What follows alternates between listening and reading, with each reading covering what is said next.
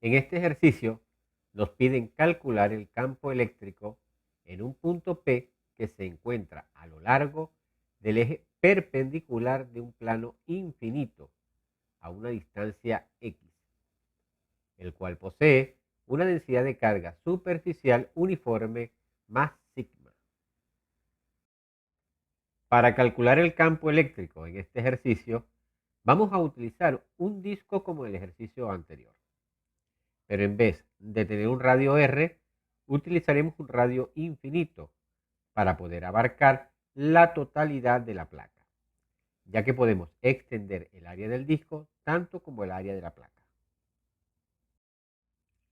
Para calcular el campo eléctrico del plano completo, tenemos que hacer dos integraciones.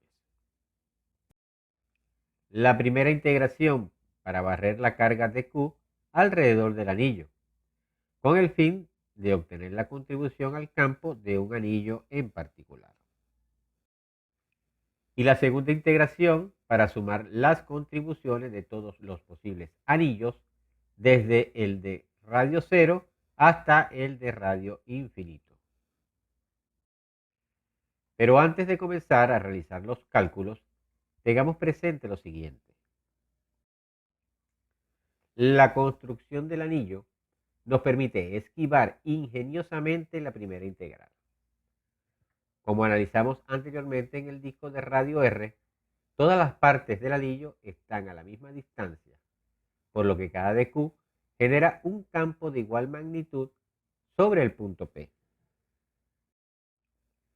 Si tomamos un diferencial de carga de Q y analizamos el campo que genera en el punto P, observamos que se aleja de la placa en la dirección de la trayectoria que existe entre la pequeña porción de carga y el punto P.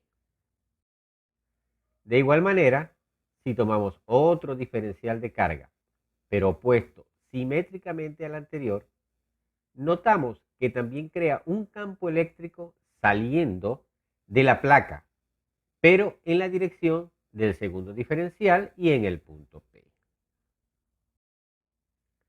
La simetría indica que la contribución al campo total de todas las dq en el anillo tiene que apuntar en la dirección perpendicular al plano, sobre la recta del eje X. ¿Por qué? Porque cualquier componente en los ejes Y y Z, debida a una dq particular, se cancela por la componente dq en el lado opuesto del anillo, ya que son de igual magnitud, pero de sentido opuesto. En este caso, solo queda el campo resultante que se obtiene de la suma vectorial de estas dos componentes, en la dirección del eje X y sentido hacia la derecha, o lado positivo del eje X. Lo que concluimos de este análisis es que solo debemos calcular la componente en X para hallar el campo eléctrico total en el punto P. Muy bien, una vez analizado este punto, procedamos a establecer las ecuaciones para el cálculo. Ubiquemos nuevamente un diferencial de superficie que contiene un diferencial de carga y proyectemos el vector de diferencial campo eléctrico que genera. Como sabemos, la ecuación para calcular el campo eléctrico debido a una carga puntual es K por Q entre D al cuadrado por un vector unitario. Observen que en este caso he utilizado la letra D para identificar la distancia de la carga hasta el punto donde se quiere conocer el campo eléctrico. Y utilicé esta letra para no confundirla con el radio R, que es la letra con la que hemos venido trabajando en los otros ejercicios. Ok, esta ecuación es para una carga puntual y hemos tomado un elemento diferencial lo más pequeño posible, que pueda ser tomado como una carga puntual y que hemos denominado dq. Por lo tanto, la ecuación se transformaría en un diferencial de campo eléctrico y es igual a la constante de Coulomb por un diferencial de carga entre la distancia al cuadrado y multiplicado por un vector unitario. Observamos que la distancia d es la hipotenusa del triángulo rectángulo que se forma entre el radio del disco y la distancia x del punto en el eje perpendicular. Por lo tanto, para calcular esta distancia, podemos aplicar Pitágoras, donde tenemos que la hipotenusa al cuadrado es d y es igual a la suma de los catetos al cuadrado, que son x y r. Sustituimos esta expresión en la ecuación de campo eléctrico y obtenemos la siguiente ecuación. Pero como ya dijimos, el campo eléctrico resultante es igual a la componente en x del campo eléctrico. Por lo tanto, debemos calcular esta componente.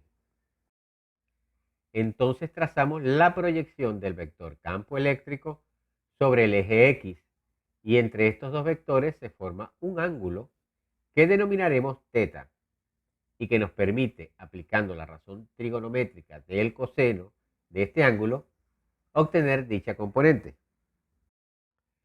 Sabemos que el coseno del ángulo θ es igual al cateto adyacente, que en este triángulo es el diferencial de EX entre la hipotenusa, que es el diferencial de campo eléctrico de E. Despejando dx, obtenemos la siguiente expresión. Dx es igual al diferencial de campo por el coseno de θ por el vector unitario y. Ahora sustituimos la expresión del diferencial de campo eléctrico en esta ecuación y nos queda que el diferencial de campo eléctrico en x es igual a la constante k por un diferencial de carga de q entre x al cuadrado más r al cuadrado por el coseno de θ. Analicemos ahora el coseno de θ. Notamos que el ángulo θ de este triángulo rectángulo es el mismo ángulo que se forma en este otro triángulo. Por lo tanto, podemos relacionar el coseno de θ con el cateto adyacente, que es x en este triángulo, entre la hipotenusa, que es la distancia d, y que es igual a la raíz cuadrada de x al cuadrado más r al cuadrado. Sustituyendo esta expresión en la ecuación de dx y simplificando, nos queda que el diferencial de campo eléctrico es igual a la constante k por x por un dq entre x al cuadrado más r al cuadrado elevado a la 3 medio. Todo multiplicado por el vector unitario y. Y esta ecuación es la contribución al campo eléctrico de un solo anillo. Pero lo que queremos calcular es el campo eléctrico en un área infinita. Por lo tanto, el siguiente paso es sumar todos los posibles anillos para calcular el campo total que generan estos anillos infinitos. Y para calcularlo debemos colocar la carga en función del área, y esta área a su vez en función del radio, que sería la magnitud variable en la ecuación. Y para ello haremos lo siguiente.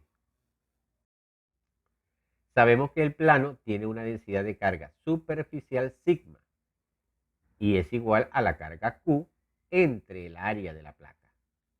Despejando tenemos que la carga es igual a sigma por el área. El área de un círculo es la longitud por el radio. Sustituimos en la ecuación de la carga y nos queda Q igual a sigma por L por R. Derivando a ambos lados de la igualdad, obtenemos que dq es igual a sigma por L por un dr.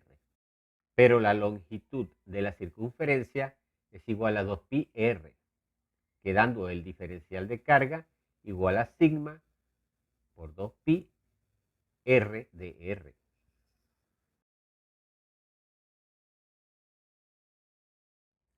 Sustituimos y la ecuación queda así. Ahora, para hallar el campo total en el punto P, debemos integrar a ambos lados de la igualdad, quedando que el campo E es igual a K por X por sigma por pi por la integral de 0 a infinito de 2 por R entre X al cuadrado más R al cuadrado a la 3 medio por el de R en la dirección Y.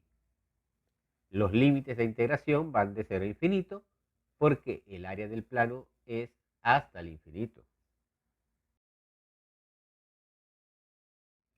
Desarrollando la integral procedemos a realizar el cambio de variable.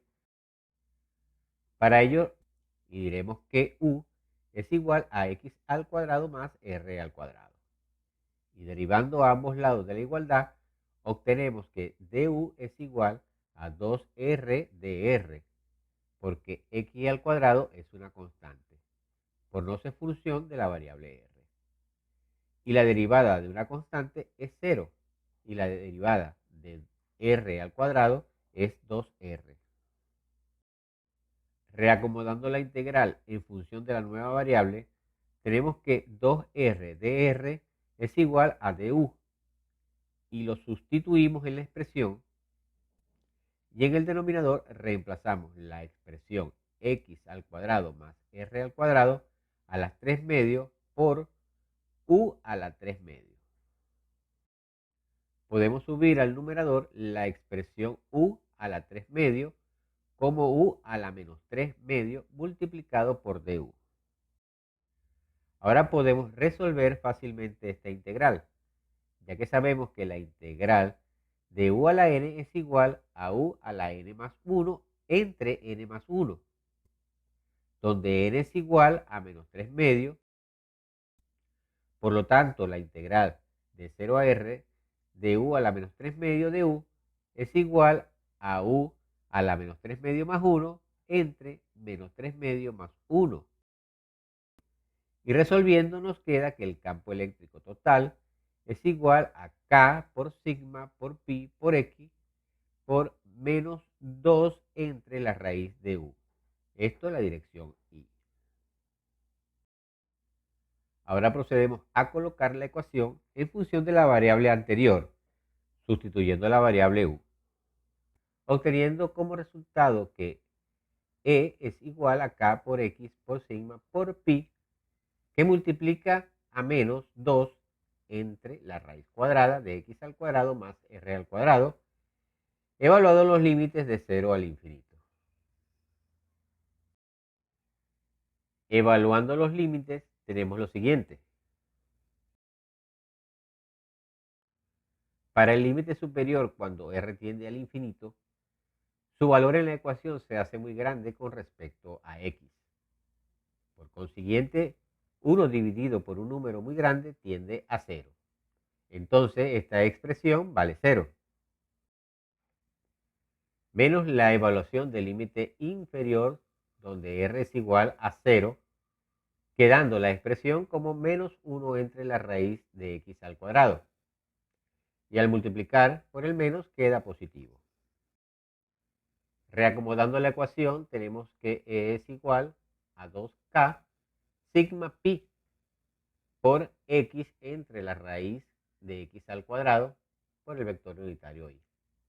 Y esta expresión vale 1 para valores de x mayores que 0, es decir, delante de la placa.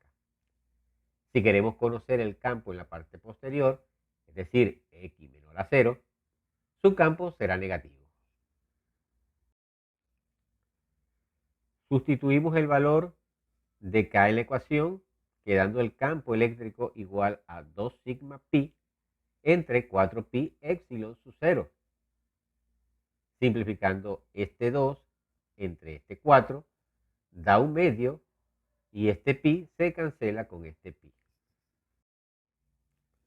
Finalmente la ecuación queda como el campo eléctrico total igual a sigma entre 2 épsilon sub 0 por el vector unitario I. Esto en Newton sobre Coulomb. Y este resultado nos indica que en la expresión resultante, el campo eléctrico cerca de un plano cargado uniformemente no tiene dependencia de la distancia. Sorprendentemente, la expresión para el campo no contiene términos de distancia, por lo que el campo generado por el plano no decae con la distancia. Para este plano infinito imaginario cargado, no importa si estás a 1 milímetro o a 1 kilómetro de distancia, el campo eléctrico es el mismo. Este ejemplo fue para un plano infinito cargado. En el mundo real no existe tal cosa, pero el resultado se aplica notablemente a un plano real, siempre que este plano sea muy grande comparado con la distancia x y la ubicación no esté muy cerca de los bordes del plano.